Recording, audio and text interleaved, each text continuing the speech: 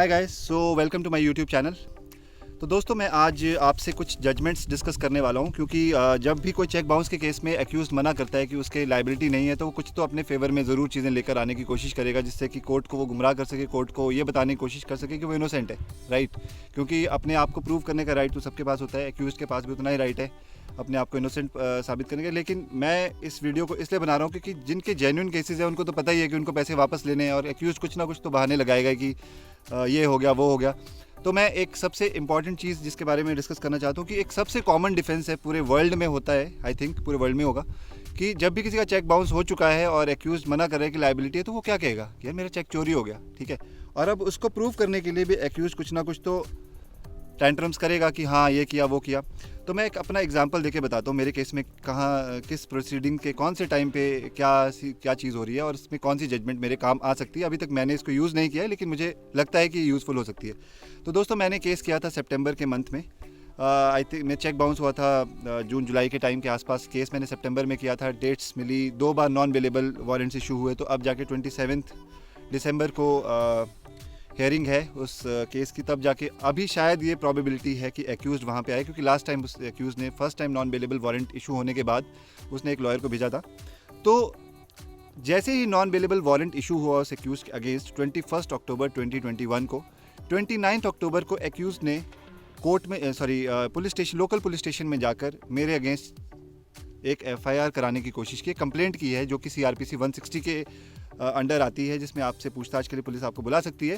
तो उस कंप्लेंट में बेसिकली उसने चेक चोरी करने की कंप्लेंट डाली हुई है वहाँ पे, और उसने ये बोला है कि मैंने उसके चेक चोरी कर लिए। बाकी मुझे पता नहीं है, क्योंकि मैंने अभी तक ना तो पुलिस ने मुझे इन्फॉर्म किया उस कंप्लेंट के बारे में कम्प्लीटली, और ना ही मैं पुलिस स्टेशन गया। आपको क्या करना चाहिए ऐसे केसेस में, इसके लिए भी मैं अलग से वीडियो बनाऊंगा, लेकिन अभी हम सिर्फ और सिर्फ फोकस करेंगे इस जजमेंट पे, जो कि चेक चोरी को लेकर है। तो दोस्तों, बेसिकली जब भी कोई एक्यूज़ ऐसा कहता है कि मेरे चेक चोरी हो गए थे, देखिए चेक कब लगा है, वो चेक लगा था जून जुलाई के टाइम के आसपास। चेक कब का केस मैंने किया सितंबर में, अगस्त में, सितंबर में उसको बुलाया गया, वो नहीं आया। अक्टूबर में बुलाया गया, नहीं आया। नवंबर में उसके अगेंस्ट नॉन अवेलेबल, तो वो आया, वो नहीं आया, लेकिन उसने अपने इसी लॉयर को, प्रोबेबिलिटी है कि 27 को वो आ जाए।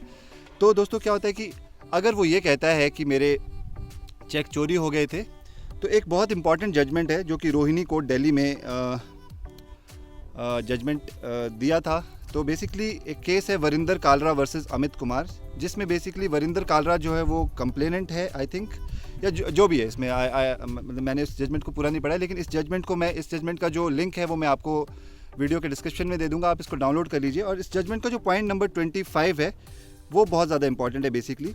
तो उसमें बेसिकली क्या कहा गया है, मैं इन शॉर्ट आपको बता देता हूँ, आप इस जजमेंट को ज़रूर पढ़िएगा।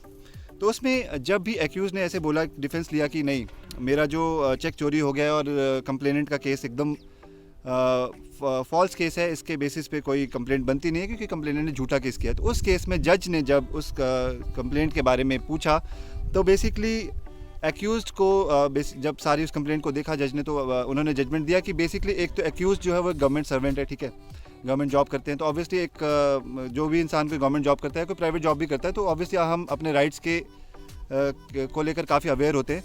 तो जज ने उनसे डायरेक्टली एक सवाल किया कि यार अगर आपका सच में चेक चोरी हो गया था, तो आपने इतना टाइम तक वेट क्यों किया चेक के लिए कंप्लेंट कराने के लिए? आपके ऊपर केस भी चला, केस चलने के बाद आप अपीयर भी नहीं हुए। आप जब अपीयर हो रहे हो, जो भी जिस भी स्टेज पे वो अपीयर हो, आई डोंट नो, मैंने पूरी जजमेंट तो नहीं पढ़ी है, लेकिन इसका मैं आपको क्रक्स बताना चाहता हूँ।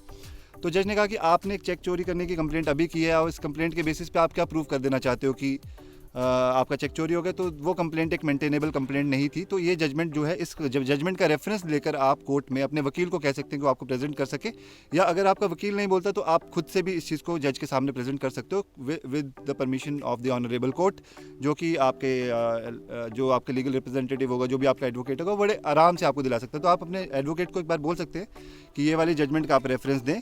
अगर वो जजमेंट का, पहली बात मुझे लगता है कि पर्सनली आई फील कि इस जजमेंट के रेफरेंस देने की ज़रूरत नहीं पड़ेगी, क्योंकि जिस तरह के लॉजिक है इस चीज़ में कि यार बहुत आसान है, मैं किसी से कोई चीज़ खरीदता हूँ, मैं उसको चेक दे देता हूँ और मैं जाके पुलिस में कंप्लेंट भी कराता हूँ, मेरा तो चेक चोरी हो गया, मुझे पता ही नहीं है कि किसने चुरा लिया। तो क्या इसका क्या मतलब है कि मैंने उससे कोई चीज़ खरीदी नहीं? ऑब्वियसली मैंने खरीदी है, लेकिन ये कुछ मेंटेनेबल कंप्लेंट्स नहीं होती है, लेकिन फिर भी कोर्ट्स में ये डिफेंस मैकेनिज्म होते हैं। ऑब्वियसली कोई भी एक्यूज अपने लिए डिफेंस ज़रूर लेगा। तो आप इस कंप्लेंट का रेफरेंस ज़रूर दें, और जज के सामने आप बता सकते हैं कि इस कंप्लेंट में साफ साफ जो है जजमेंट में भी लिखा गया है, पॉइंट नंबर 25 है आई गेस, तो आप एक बार चेक कर लेना।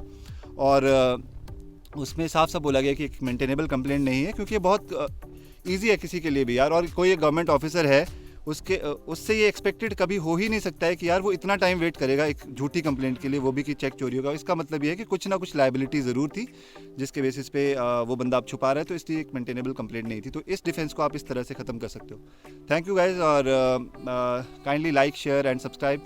अगर आपको लगता है कि ये किसी की हेल्प कर रहा है तो आप इससे भी शेयर करें। Thank you so much.